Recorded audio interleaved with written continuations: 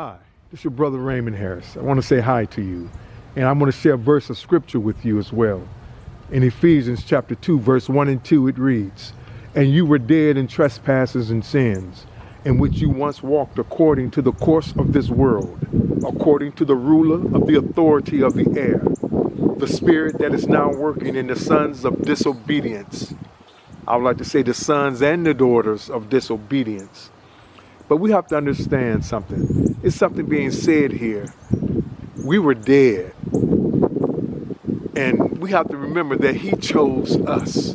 We couldn't choose because we were dead. Dead things don't do anything. Dead things don't reach. They don't grab. They don't ask for help.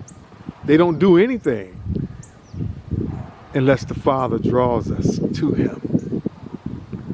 I just thank him so much for what he's done in my life, and I know that he blessed me and he keeps me, and without him I can't do anything. I can't do nothing. I need him every single day. He's worthy of all the praise, the glory, and the honor.